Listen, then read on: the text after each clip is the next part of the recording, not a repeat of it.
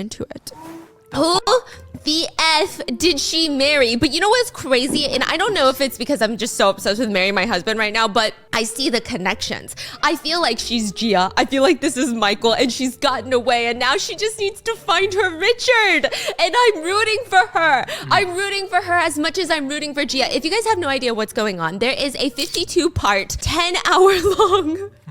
It's really long. It's like 10-hour long TikTok series. It's a fucking docu-series, y'all, about Risa. It's a woman named Risa. She lives in Atlanta, Georgia. And listen, this story, is primarily taken from Risa's 52-part TikTok series. We are not on any individual side. I have to say that for unbiased purposes. But I think it's a lie because I'm really rooting for Risa. Like, you have no idea. Like, I really like her. I'm attached to her. I've watched so many videos of her, okay?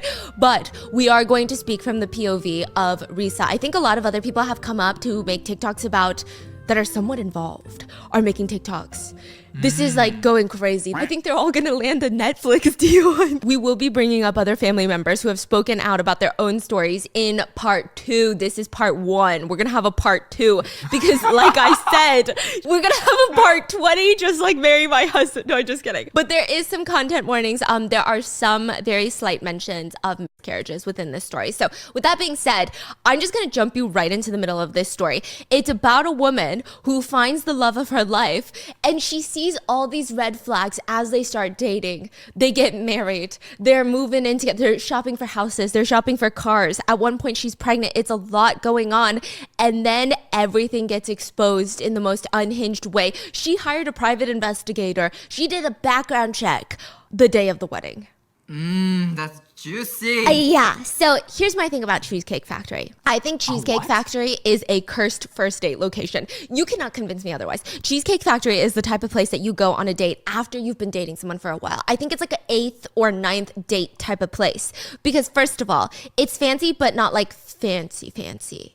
So what do you wear? It's very easy to overdress at Cheesecake Factory. It's not cheap, so you can't order a ton of dishes, but the portions are fucking massive. So either you're just gonna be eating jambalaya pasta for 2 hours straight and no other taste is gonna be hitting your taste buds, or you have to be comfortable enough with your date to share their food. Like, that's crazy. Listen, I have beef with Cheesecake Factory as a first date. So when I hear that Risa's first date is going to be at Cheesecake Factory, I already knew it's gonna go down, okay? I already knew. Risa is swiping through Facebook dating one night and she sees a man named Legion. What do you mean? Like Facebook has dating? Yes. Wow. I know. But you know what? That makes sense. Yeah, because they're all about like connecting your parts. You want to see their photos and families and comments. See if they have tags. in a relationship. That's good. Facebook dating. Feels like that's for a certain... age group? No. They are older than us, okay? So put some respect on that. So Risa's swiping through Facebook dating one night and she sees a man named Legion and they immediately match up and start a conversation. And like, it's kind of weird. So like the first thing he asks her is something along the lines of like, you didn't recognize me on Hinge? It's just weird. I guess they're both on Hinge and they matched on Hinge and then they came over to Facebook dating and then matched on Facebook dating as well. And then he's like, oh, you don't remember me? We matched on Hinge. Is the vibe. I don't know if it's like a weird joke that I'm not getting, but that's the vibe I was getting. And she's just like, oh, I guess I didn't. Haha. It's awkward, but they make it a whole little inside joke. This is like the awkward speed bump, but once they get past it, it's good. This is the good stuff. They're hitting it off. They're talking on the phone about everything in their lives. This is the beginning stages of a relationship. Talk till 7 a.m. type of feeling. She goes first. Risa's like, let me tell you about my job, family, hobbies, usual stuff. And he's asking. It's not like she's on the phone like, let me tell you, let me break it down. And she's like, yeah, well, what about you?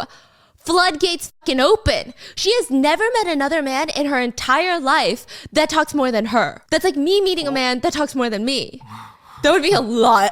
Like, I don't think I would like it, okay? I mean, the man could talk for days. She's shook. She's getting a Wikipedia page on this man first conversation. He was born in Philly, moved to San Diego, went to university in San Diego, got married with his first wife in San Diego. He tells Risa that he has 6 siblings in all different states. Then he was working at Apple. At one point, he played arena football. He moved to Georgia because he works at like a condiment business. Think about one of the biggest condiment companies I was thinking Heinz ketchup. I feel like there's bigger ones. I don't freaking know. I don't know. But it's a condiment company. You probably have it in your fridge right now. But don't worry. It's a lie. Anyway, he's like, I used to work at Apple, and then I got a divorce in California with my first wife, and then she's got kids, and then those are my stepkids, but I still talk to my stepkids, but then I moved to Atlanta, Georgia, because I had this great opportunity with my company to be a regional director for this condiment. But it's a whole lot going on. He even has like the character development arc going on. He's like, yeah, life was so great in California until shit started going down, until I found my wife was cheating on me. He's like, I came home one day to our beautiful family home. There is another man there. We got into it. Like it's a lot. So he gets a divorce. He transfers for this job. And that's how he made his way to the good old peach state of Georgia. Georgia, baby. Georgia. Now, Legion's trying to build his fresh start, but since he's working all the time, he doesn't really have a chance to make any friends outside of work. Risa is like his first real friend before they're even dating. They're like friends now, right? And he asks her, what's your favorite restaurant? She's like, you know what? I like the Cheesecake Factory. And like, I love the Cheesecake Factory too. Same. But I'm telling you, it's a ninth date type of place. That's all I can say about it. And they make plans to meet up that weekend at the Cheesecake Factory. She gets ready. She puts on a cute outfit. She gets to the door. And as soon as she's about to hit the exit to go to the Cheesecake Factory, she's been on the highway. I think 285. Zoom, zoom, right? And then boom!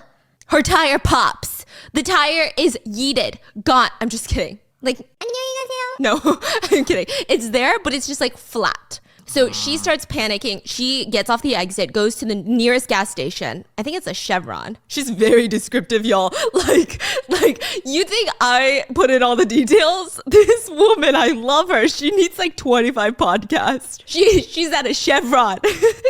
She can't fix the tire herself. So she's just sitting there with this flat tire. She's like, I don't know what I'm going to do. It's a whole mess. But she does need to call Legion because, it sounds like a lie. But she's like, I gotta cancel the date because I have a flat tire and I'm sitting at Chevron. And he's quiet for a second. And then he's like, drop your pin. What? Drop your pin. And in record timing, he pulls up, changes her tire. That's hot, right? Yeah. Changes her tire into the spare tire.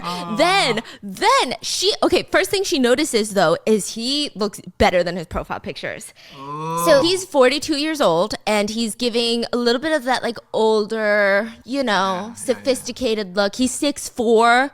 Yeah. He looks like a regional director. Like he's hitting all the marks. And then after he changes her tire, he's like, hey, there's this new a tire shop nearby.